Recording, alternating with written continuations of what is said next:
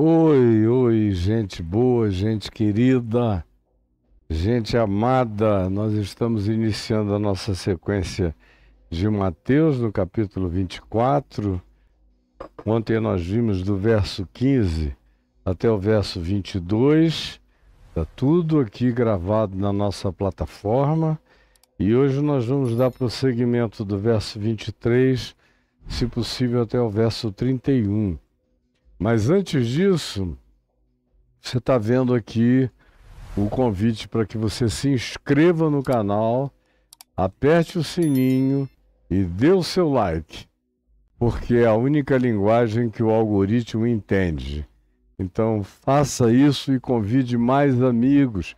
Divulgue, divulgue. Não guarde isso só para você como informação.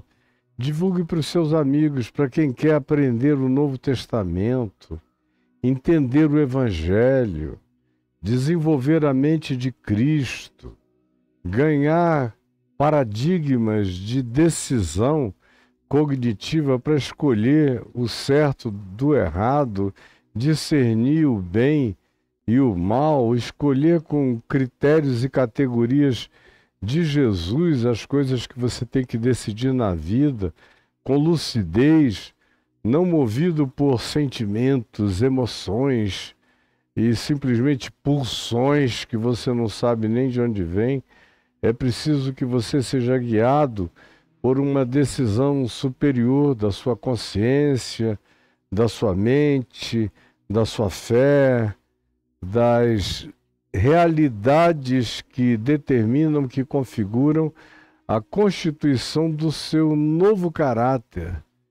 Você se constituindo e se fazendo como uma nova criação a partir desse regênesis, dessa regeneração, dessa metanoia, dessa mudança de mente, da renovação da sua consciência, produzindo novas práticas de existência, de vida, de percepção, de interpretação, ou seja, fazendo de você um ser humano que vale a pena estar na Terra e que aonde quer que chegue, quem quer que conheça seus modos, sua forma, seu olhar, seu caráter, sua postura, sua atitude, ao ver você, diga: graças a Deus, ela chegou, ele chegou. Com ele, com ela, sempre chegam luzes, compreensões, sabedorias, novo espírito, calma, tranquilidade, mansidão, paciência e um chamado à compreensão. É isso que a nossa existência deveria produzir, aonde quer que estivéssemos, aonde quer que cheguemos, aonde quer que estejamos. Preste atenção nisso, o Evangelho nos foi dado para fazer pequenos Jesuses de nós, soltos na vida, abençoando o mundo, dando gosto, sal, sabor à vida, iluminando a existência e sendo você uma lâmpada do Deus vivo, aonde quer que você caminhe. Pois bem, dito isto, a gente prossegue. Quando Jesus tinha dito: não tivessem aqueles dias sido abreviados, ninguém seria salvo, por causa das tribulações, das agonias, das dores que nunca tinham sido manifestadas na experiência humana. É o que se diz no verso 21. Porque nesse tempo haverá grande tribulação, como desde o princípio do mundo até agora não tem havido e nem jamais haverá. Então, isso é de uma força poderosa. O que Jesus está dizendo é tudo que aconteceu antes, e já tinha havido coisas de peso, de gravosidade, de expressões de hecatombe esmagadoras na experiência humana, desde sempre no planeta.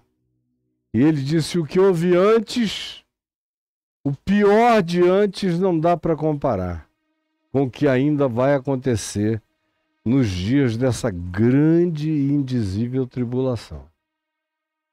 Agora, nem depois, esse é um tempo, é um recorte na experiência humana, onde há uma acumulação de todos os níveis de angústia perplexante e de desespero insuportável e de pânico indescritível e de pavores aterradores e de sentimentos de desejo de morrer sem que as pessoas consigam morrer. E não tem nada mais angustioso do que você sentir desejo de morrer e não conseguir se matar. Como diz o Apocalipse no capítulo 9, quando chega esse momento em que a morte foge dos suicidas. E haverá esse tempo na experiência humana onde a alma será obrigada a absorver, a engolir toda a amargura da agonia possível para o coração humano. E aí Jesus diz: não fossem aqueles dias sido abreviados, ninguém suportaria. Seria inumano. A nossa resfolegância esperançosa vem, como eu disse ontem, de Paulo, em 1 Coríntios, no capítulo 10, no verso 13, quando diz: pois Deus não permitiu e não permitirá que sejamos tentados além das nossas forças. Antes, juntamente com qualquer que seja a natureza da tentação ou da tribulação, nos proverá livramento de sorte que a possamos suportar. Não fossem aqueles dias sido abreviados. Nesse caso, é uma graça de alívio inexplicavelmente indefinido, porém afirmado, que virá sobre esses que são aqui designados como escolhidos, e que ontem eu disse que não tem nada a ver com nenhuma predestinação fatalista do tipo calvinista fatalista, nenhuma. Até porque Calvino, coitado, nasceu ali no século XVI, onde a única noção de espaço-tempo era linear, era para frente. Toda a concepção teológica deles se baseava em que Deus estava contido e preso na linha do tempo, do timeline, da existência espaço-temporal, aqui desse cosmos, aonde o telescópio James Webb está andando, viajando, querendo fotografar as paredes do Big Bang original. Isso aqui, esse espaço-tempo aqui, é uma bobagem comparada com a multiplicidade indescritível dos universos, dos multiversos, das dimensões, das existências que não são feitas nem de espaço, nem de tempo, nem de matéria biológica, nem de qualquer que seja o elemento relativo à vida que nós conheçamos até o dia de hoje. Nós vamos chegar a um tempo em que a gente vai ver criaturas minerais, criaturas de energia, de calor, criaturas, como diz Mateus, feitas de relâmpago, criaturas de energias que nós nem conhecemos no âmbito das nossas pesquisas científicas, criaturas de plasmas incompreensíveis para nós, criaturas com capacidade de multiformas de manifestação e expressão, criaturas que transitam de uma dimensão para outra e que habitam de maneira pertinente qualquer que seja a dimensão onde elas penetrem ou atravessem ou estejam. O universo está carregado do absurdo que não nos é compreensível e, por enquanto, a nossa ciência não consegue nem alcançar essas dimensões que eu vejo com uma clareza enorme pela fé e pela manifestação das Escrituras. E também pelas escrituras míticas do mundo inteiro que corroboram o que o livro de Gênesis nos diz. Nas cavernas rupestres, de pinturas rupestres, infinitamente pré-diluvianas, onde a gente encontra homens gigantes, seres humanoides gigantes, com coisas saindo da cabeça, os humanos todos pequenininhos perto deles, e discos voadores ou pratos voadores ou aparatos voadores pintados em cavernas de 20, 25 mil anos atrás. Esse é um fenômeno antigo na percepção dos Homo sapiens sapiens, dos neandertais, de todos os outros hominídeos que nos precederam no planeta e outras criaturas que não podiam nem interpretar, mas viam. Isso nunca não esteve aqui e nunca não esteve presente no resto do universo. Pois bem, o conceito de escolhidos, aqui falado no verso 22, é uma maneira de expressar, tendo em consideração o único conceito de espaço-tempo que os contemporâneos da Bíblia, que os contemporâneos de Jesus e que os contemporâneos de todos os demais humanos tiveram até o início do século XX, que foi quando a gente viu a relatividade do espaço-tempo, a gente entendeu as diversas manifestações de significados espaço-temporais.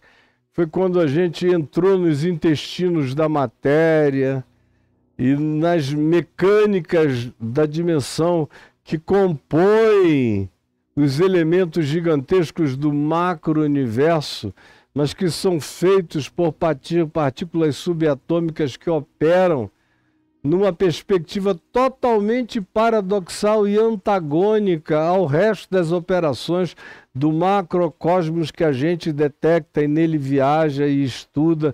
Para dentro da matéria, o mundo é diferente, as leis são diferentes, o universo opera diferente e o espaço-tempo cai em nulidade absoluta. Uma mesma partícula pode estar em dois lugares a um tempo só. O olhar de um observador pertinente altera o significado da matéria, altera a natureza dela, a forma dela, a expressão dela, a localização dela, a projeta instantaneamente, sem viagem espaço-temporal, num outro lugar.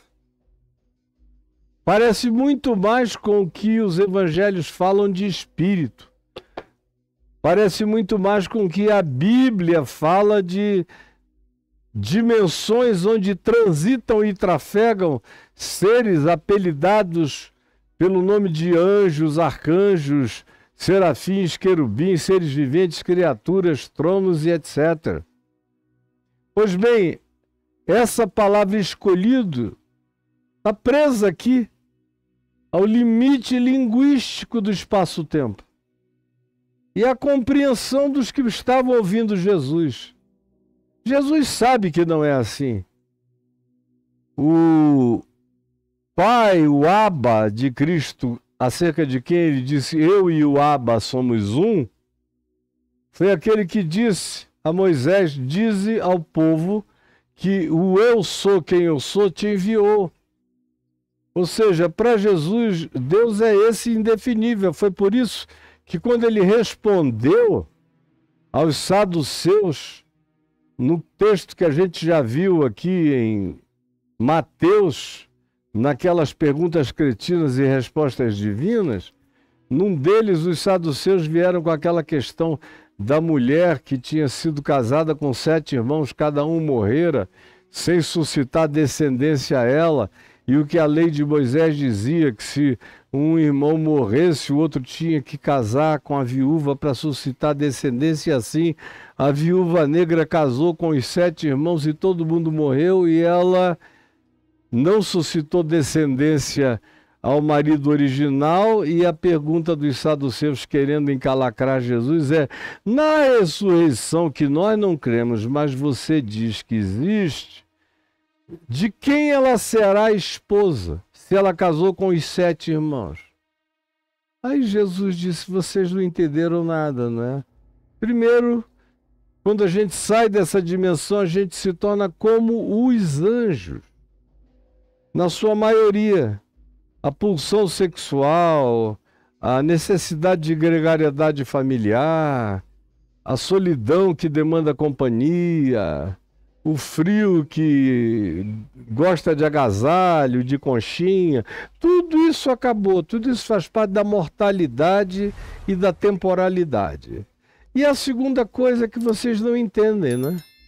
Vocês dizem que as escrituras são inspiradas, mas é a Escritura que diz, Deus falando: eu sou o Deus de Abraão. Quando Abraão já tinha morrido, mas ele usa o tempo verbal num presente contínuo. Ele é o Deus de Abraão. Eu sou. Eu sou o Deus de Isaac, eu sou o Deus de Jacó. Vocês não observaram nos tempos verbais como ele usa tudo no presente, designando esses seres que no espaço-tempo Abraão, Isaac e Jacó já estavam mortos, mas para ele estavam vivos, porque para ele todos vivem. Portanto, nós estamos lidando com uma outra categoria de relação entre Deus e os homens, que não está presa ao espaço-tempo. No espaço-tempo é que o passado ficou lá atrás, o presente é hoje, o futuro é amanhã. Mas nesse mundo do eterno e da eternidade, que transcende o espaço-tempo, onde o espaço-tempo existe, mas não contém nada das coisas que estão infinitamente para além do que o espaço-tempo pode conter ou designar. E essas outras coisas que transcendem o próprio espaço-tempo são aquelas que habitam em Deus, que são em Deus, e Deus mesmo não é nenhuma das coisas que nele são, e não existe para ser demonstrado por nenhuma demonstração científica, filosófica, ou de cálculo, ou matemática, ou de qualquer outra natureza. Ele é aquele indisponível absoluto para quem o passado é hoje. O presente é agora e o futuro é já. Para ele não há passado, presente e futuro. Abraão está vivo hoje, tanto quanto a última criatura que vai nascer no planeta já está viva. Nele tudo é e todos são. Nele o princípio está acontecendo e o fim já é. A mecânica quântica nos ajuda a entender isso como metáfora de demonstração microscópica, todavia demonstrável laboratorialmente, de modo que se torna uma espécie de metáfora para a compreensão do incompreensível, mas é o que mais próximo chega perto disso, que nós não temos nem palavreado, nem linguagem para descrever. Então, quando você lê essa coisa aqui dos escolhidos, saiba, é a mesma coisa que dizer: e o Senhor se arrependeu. Deus nunca se arrependeu, nem se arrependerá de nada. É só uma linguagem antropomórfica. É a prisão da inspiração bíblica ao espaço-tempo. É um aprisionamento. O que faz de qualquer texto, de qualquer livro em si mesmo contendores e containers de qualquer que seja a inspiração iluminada, mas em estado permanente de relatividade. Só uma pessoa muito obtusa não entende a lógica epistemológica do que eu estou dizendo aqui. Mas um dia você vai compreender, o seu filho está entendendo, seu neto vai entender, seu professor vai entender. Tente compreender, pelo amor de Deus, porque é cansativo demais. Agora, o pobre do Calvino não sabia nada disso. Então, para ele, Deus estava preso na linha do tempo. Então, Deus sabia antes. Por isso é que ele predestina, ele já sabia antes, então ele escolhe antes. Esse aqui é meu, não importa o que aconteça, mas na realidade, à luz da própria natureza do cosmos criado e existente naquele que é,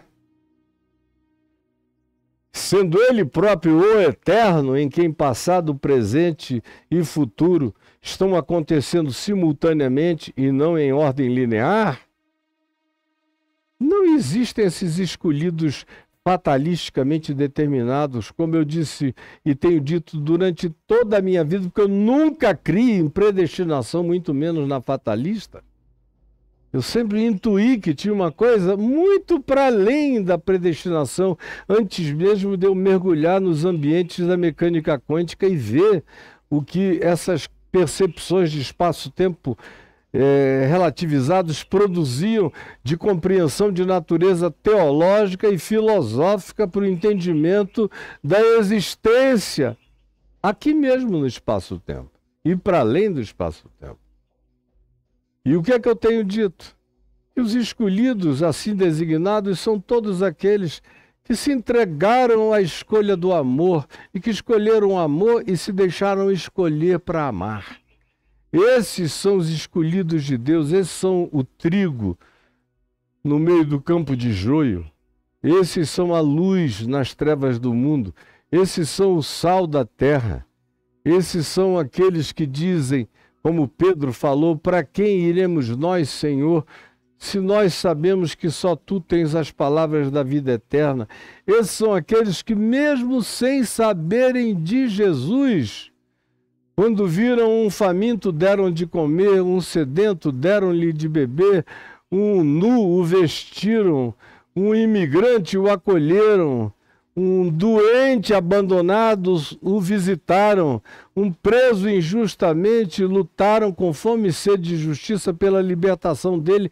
Esses são, mesmo não sabendo da informação sobre Jesus, os escolhidos de Deus que estão espalhados hoje, agora, já, por toda a face da terra, aonde, graças a Deus, o cristianismo nem sonhou em chegar. Deus tem gente boa trabalhando em favor da vida.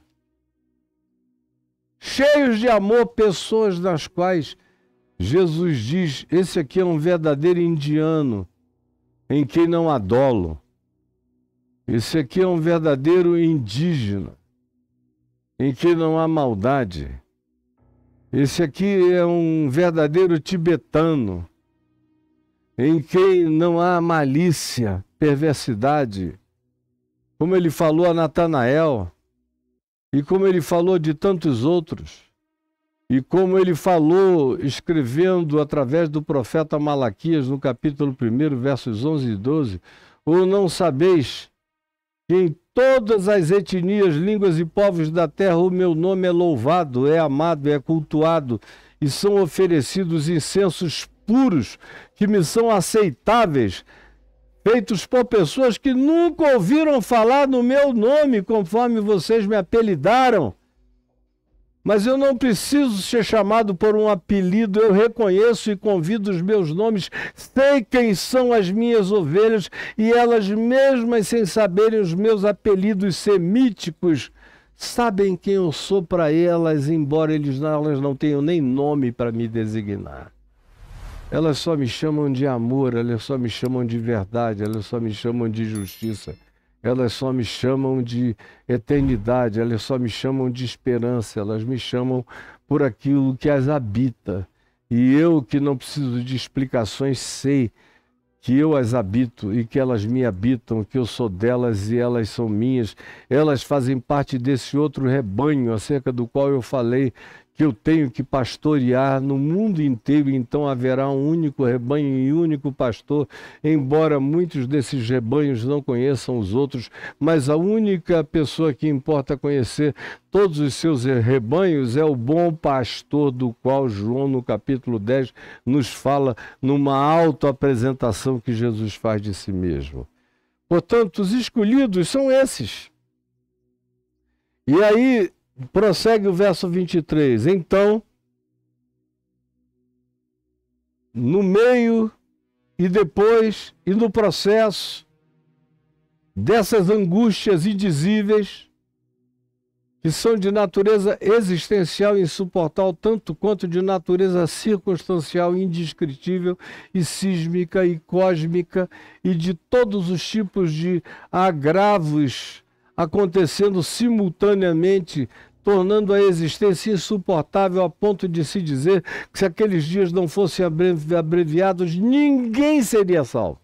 Ninguém. Eu não aguentaria, você não aguentaria, ninguém aguentaria. Mas eles serão abreviados. E essa é a minha certeza, de que eu não serei atribulado além das minhas forças. E que pela misericórdia de Deus, quem sabe aprenderei como Paulo sugeriu e ele mesmo praticou muitas vezes. E está em Romanos no capítulo 5, no verso 3, quando ele diz: e aprendamos ou gloriemo-nos nas próprias tribulações, sabendo que a tribulação produz perseverança, e a perseverança experiência, e a experiência esperança, e que essa esperança não se confunde.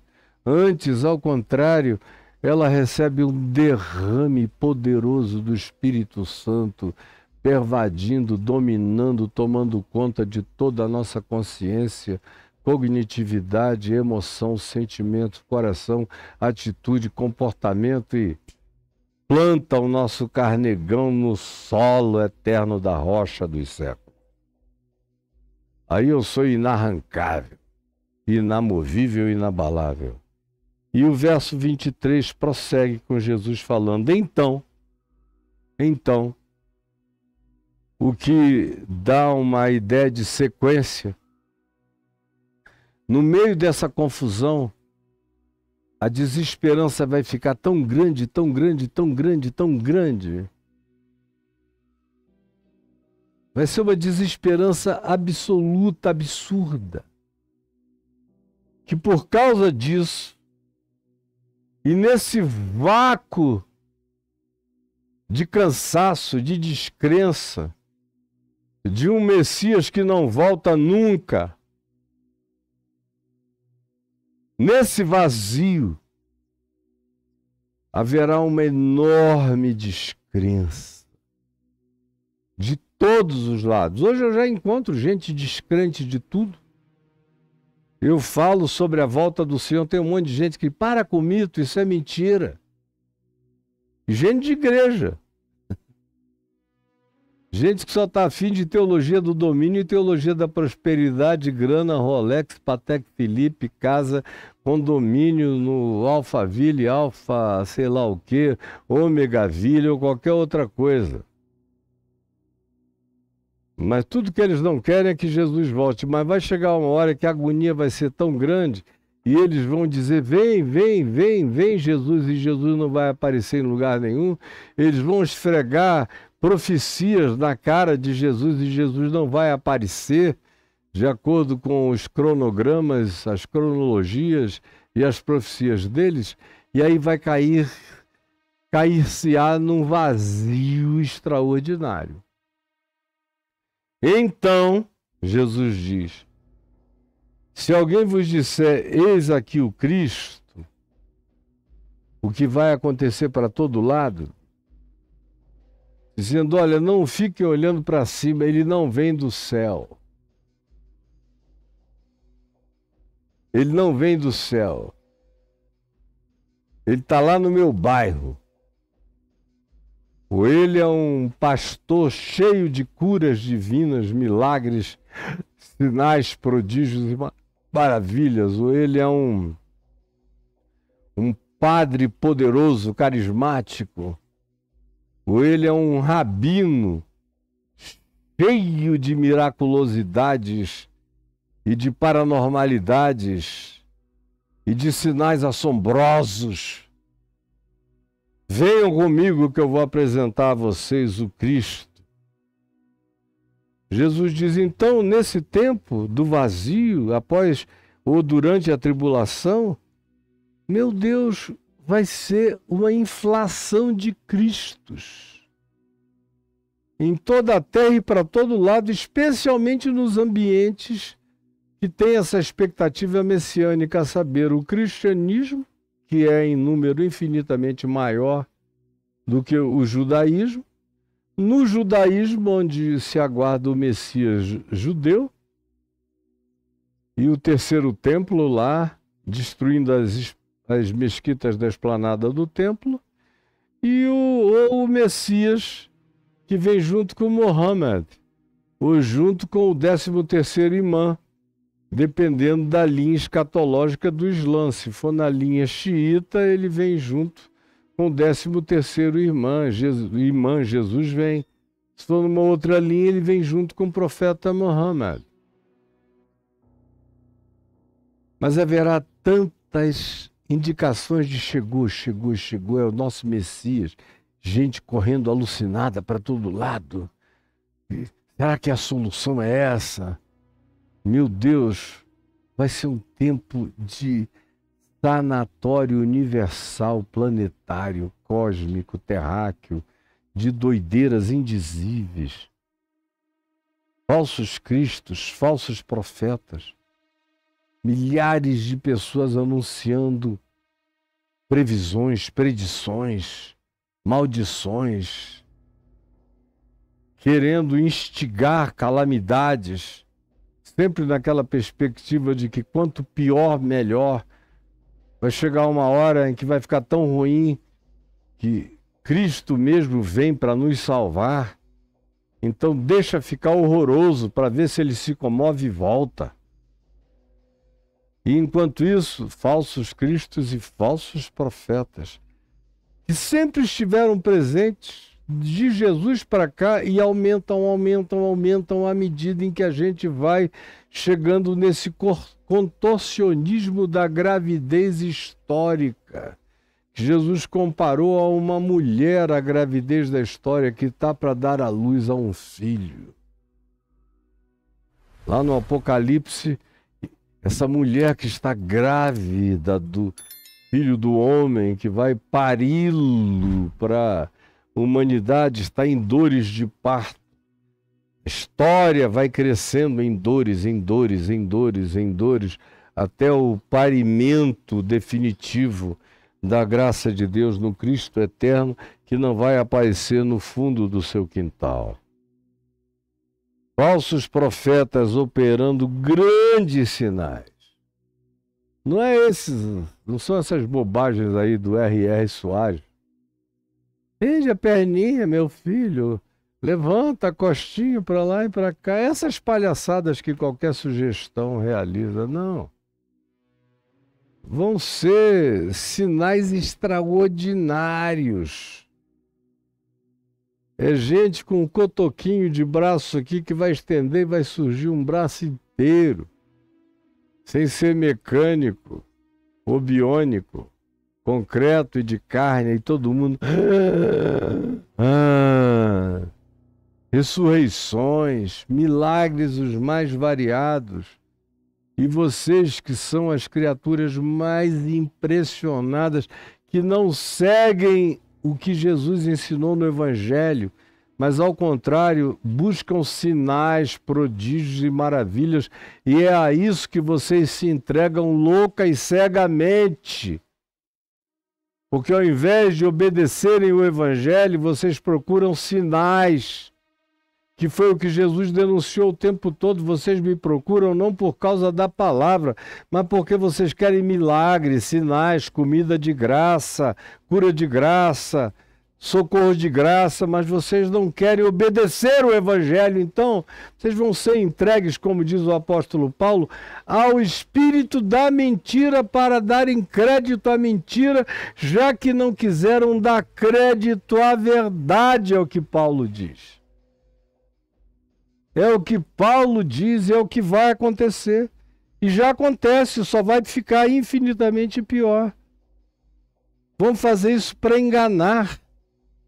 Se possível, outra vez aparece a palavra eleitos, que são esses caras do melhor coração, da melhor intenção, da maior entrega, do maior desejo de obediência, da melhor lucidez, mas vão ficar diante de coisas tão extraordinariamente espetaculosas que duvidarão. Será que de fato eu não entendi mal o que Jesus falou? Será que o Jesus que nos veio não é esse aqui que apareceu no deserto, ou no fundo do quintal, ou numa montanha, que ensina coisas diferentes daquelas que o Jesus do Evangelho ensinou, mas eu não posso negar as ressurreições, os milagres, a fenomenologia aterradora. E aí Jesus diz, eles vão fazer isso e vai ser tão forte, tão poderoso, tão esmagador, tão acachapante, que até os eleitos, até esses que têm a âncora da graça, correrão o risco de serem balançados nas suas convicções, de tão tenebrosamente enganador e perverso e diabólico e ilusivo que se manifestará a miragem desse engano nesse tempo, nesse aeon, nesse momento da história humana, que a gente não sabe quanto tempo durará. Não são 7 anos nem 3 anos e meio, como o pessoal que lê Daniel no capítulo 9 quer fazer você crer. Eu conheço muito bem Daniel capítulo 9, tem até um livro escrito onde tem um capítulo inteiro, minucioso sobre Daniel capítulo 9, com contas, com cálculos, com tudo. Eu conheço o que está sendo dito, o que está dito ali. E não é o que Jesus está falando aqui. Mas se aqueles dias não fossem abreviados, nem os eleitos suportariam o tamanho da dissimulação do engano e da malignidade vestida de anjo de luz, de ser celestial, anunciando um outro evangelho, com graça, com doçura, com sorriso, com olhar angelical, um outro evangelho, sem Cristo, sem cruz, sem ressurreição, um outro evangelho, cheio de miraculosidades, sem conversão ao Cristo do Calvário e da ressurreição dos mortos.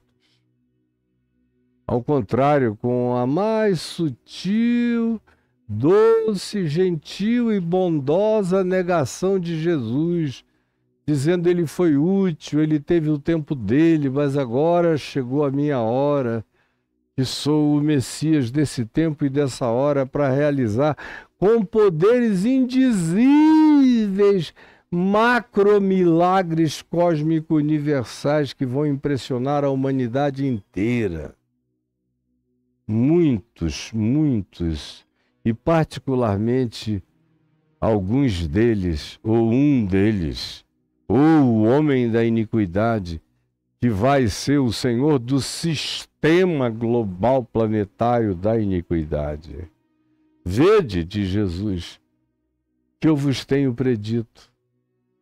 Vede, que vô-lo tenho predito, eu tenho dito a vocês, isso não é um negócio que vai pegar ninguém de surpresa. Não é por falta de advertência. Você não vai poder dizer que não sabia. Você aqui, não vai. Você aqui não vai. você aqui não vai. Não vai poder dizer que não sabia. Portanto, se vos disserem, eis que ele está no deserto de Mojave, ou do Saara, ou apareceu no deserto do Atacama, com poderes indizíveis, Jesus diz, não saiais atrás deles. Não se movam. Não é. Se vocês forem, vocês já estarão andando na direção da adesão à mentira. Não vão, não creiam, não saiam, nem olhem. Não é. Ou se vos disserem, ei-lo no interior da casa, na casa de um grande profeta, ou na igreja consagrada, ou no lugar onde estão acontecendo tantos avivamentos, ele se manifestou lá. Corramos todos para algum lugar, para algum Vaticano da miraculosidade divina em algum lugar da terra. Jesus disse, não vão, não acrediteis. Não acrediteis, porque se vocês acreditarem, já é fracasso absoluto. Como eu vejo, há muitos anos o pessoal acreditando em tudo que dizem. Já são pessoas que vão fracassando na fé e depois perdem a fé e depois se tornam cínicas e algumas se tornam até irrecuperáveis. Para a pureza e para a genuinidade da fé, tamanha foram as frustrações que provaram, antes disso ser grotesco, como será grotesco. Tudo que a gente teve até aqui ainda é prenúncio tolo do que virá. Porque assim, como o relâmpago sai do Oriente e se mostra no Ocidente, o Oriente está aqui. O Ocidente está aqui nas minhas costas, o sol se põe lá, no Ocidente, nasce aqui no Oriente. Assim como o sol que nasce no Oriente se bota no Ocidente, percorre todo o seu caminho, assim como o relâmpago que cruza do Oriente ao Ocidente, assim também será a vinda do Filho do Homem. Não será escondida num cantinho, num lugar, não vai aparecer no templo do Monte Carmelo, lá dos Bahá'í, não, nem em Meca, nem no Muro das Lamentações, nem na maior igreja cristã do mundo, não, em lugar nenhum desses. É como o relâmpago que nasce no Oriente e se põe no Ocidente. Todo olho verá. Como diz o Apocalipse, todo olho. Os povos da terra baterão no peito se lamentando, porque tiveram todas as oportunidades e fecharam os ouvidos, os olhos, a compreensão, o entendimento. Não quiseram ver, nem ouvir, nem entender. Assim, sem equívocos, sem enganos, será a vinda do Filho do Homem. E aonde estiver o cadáver, aí se ajuntarão os abutres. O que isso quer dizer? Que assim como você vê os urubus rodando nos céus onde tem um corpo morto, se tiver uma vaca morta, um cavalo morto, um cachorro morto, uma capivara morta, um corpo humano morto, imediatamente você vê os urubus, os abutres voando em cima. O que Jesus está dizendo com isso? Quando os sinais da putrefação histórica, da aproximação desse tempo e dessa hora, quando o odor putrefato da história humana exalar, vocês vão ver todos esses sinais entrando em estado de simultaneidade convergente, indicando o apodrecimento final e irrecuperável da história e da civilização humana. Onde estiver o cadáver, aí se ajuntarão os abutres. O verso 29 prossegue dizendo: logo em seguida a tribulação daqueles dias, daquele tempo, daquela fase, daquele aeon. Palavra dia usada aqui não significa 24 horas, nem os diazinhos do calendário.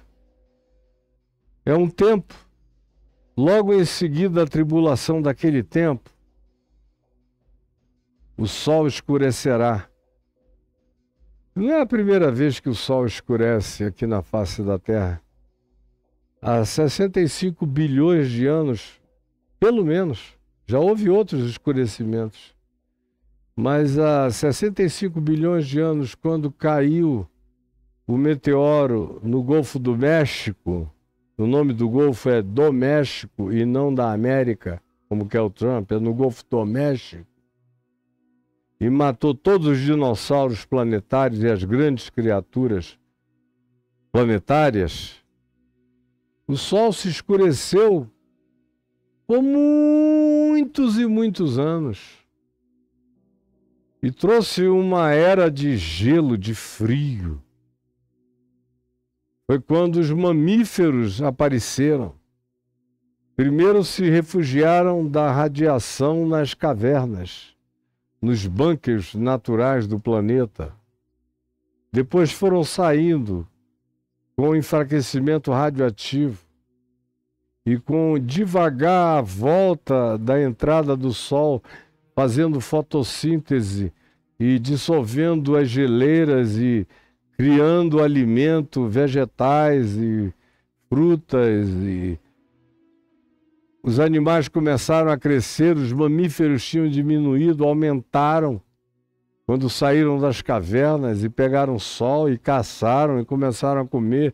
É daí dessa eclosão que começam a surgir os mamíferos maiores na face da Terra, com o desaparecimento dos répteis dinossauros, que acabaram encolhendo e virando o que a gente conhece hoje, ou até mesmo se tornando os pássaros que a gente identifica, que originalmente muitos deles já foram dinossauros. O sol escurecerá. E a gente já teve vários exemplos de como isso muda o planeta. Por exemplo, houve vários escurecimentos do planeta Terra, com o encobrimento de nuvens, de poluição atmosférica que durou anos ou até séculos. E o planeta inteiro é alterado e a vida nele, e as criaturas dele. Mas para a gente não ficar fazendo uma viagem extensiva nesse sentido, pense, por exemplo, na eclosão do vulcão de Santorini, lá na Grécia. Nos dias do êxodo de Moisés, e que o James Cameron fez um documentário super interessante mostrando datações e correlações exatas, e como foi uma sequência de fenômenos que acabaram sendo deflagrados a partir da explosão do Santorini no Mediterrâneo, que cobriu uma parte inteira da Terra de trevas, de escuridade, com consequências enormes, que acabaram se encadeando fenomenologicamente de maneira perfeita e divinamente perfeita, para causarem as 10 pragas do Êxodo. Mas enquanto isso, o vulcão lá da ilha de Santorini tinha explodido numa catástrofe como poucas vezes houve coisa igual em se tratando de eclosão vulcânica. De lá para cá houve várias outras na face da Terra, onde durante meses ou durante o ano inteiro o Sol não conseguia entrar na Terra e a existência muda na mesma hora. Começam pragas, pestes, fome, tudo. Basta algum tipo de encobrimento atmosférico, que o planeta é de uma sensibilidade tão grande. É como uma criança que precisa ser tratada no berço, com alimento que não pode faltar. Esse planeta demanda carinhos e gentileza, ele é sensível, ele é vivo, todo interconectado.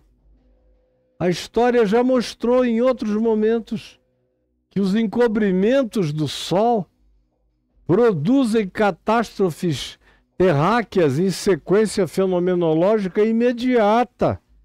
E é o que acontecerá logo depois da tribulação daquele tempo, daqueles dias, o Sol escurecerá. Sabe Deus por que natureza de fenomenologia ele vai se ocultar das nossas percepções? Não é que o Sol, como estrela, vá apagar. É que a penetração de luz dele aqui não vai chegar. E em não chegando, tanto faz. Alterar-se-á toda a vida no planeta Terra. A Lua também não dará sua claridade. Ela dá a claridade do reflexo do Sol. O reflexo vai estar na Lua, mas a luz da Lua não vai penetrar a Terra. A gente vai viver um período de grande escuridade planetária, como se a gente estivesse numa situação pior do que em alguns lugares da Groenlândia ou da Finlândia, ou como se a gente morasse em Reykjavik. Vai ser muito mais longo e contínuo o período de noite ininterrupta.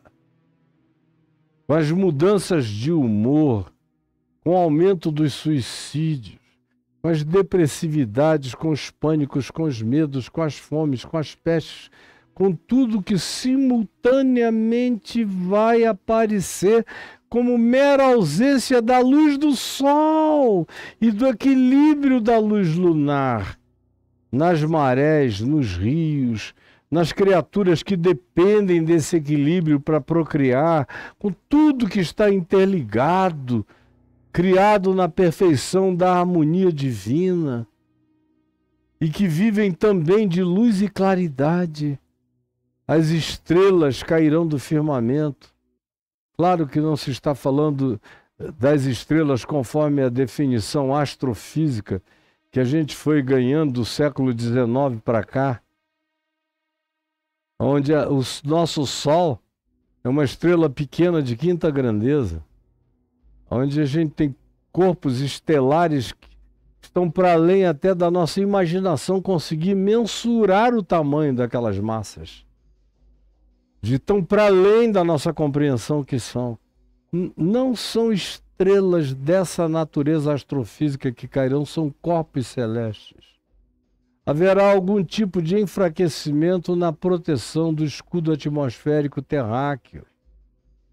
E haverá uma entrada muito maior de corpos celestes, bombardeando regiões distintas do planeta com suas consequências de choque, de radioatividade, de tsunamis, de confusão, de caos, de morte, de alagamentos, de secas, de desordens que estão para além do que a gente jamais conheceu antes e que estão por vir, porque os poderes de tudo que hoje está em estado de harmonia perfeita, segundo o diapasão divino. A gente habita um universo que obedece um diapasão divino. E tudo se afina por esse diapasão, do amor de Deus, por essas frequências, por essas vibrações e por essas irradiações magnéticas, por essas energias todas, por todas as naturezas de raios, por todas as formas de energia, tudo em harmonia. Tudo isso entrará em desarmonia louca. Vai passar a ser como uma daquelas expressões de experimento do John Cage, nos anos 60, 70, em Nova York, quando ele resolveu produzir música ao acaso. Já ouviu falar desse fenômeno? Eu o acompanhei no fim dos anos 60, início dos anos 70, com muito interesse. Música ao acaso, o que era isso? Como ele era, o John Cage, ele era filosoficamente ateu, ele decidiu reunir, se eu não estou enganado, era a Orquestra Sinfônica de Nova York, para fazer música ao acaso. Já que o universo era acaso, era o subproduto do tempo indizivelmente longo, quase infinito, mas as chances do azar e da repetição, as quaquilhões de vezes, até que surgiu uma coisa inimaginável, como um cérebro humano surgindo de uma explosão de 2 Boeing, saiu um cérebro humano.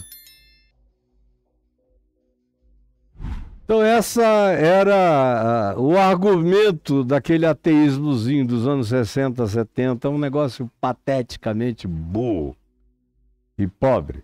Aí o John Cage, tentando ser coerente com a sua filosofia ateia, disse: eu vou fazer agora música ao acaso, significando dizer que ele reuniu a orquestra toda e deu sons, melodias, notas, sequências para cada instrumentista e começou a regê-los conforme cada um quisesse tocar a expressão daquela volição incontrolável que brotasse das suas mentes e corações, sem nenhuma obediência a qualquer melodia, ou harmonia, ou sequência, ou partitura, ou ordem, ou matemática musical.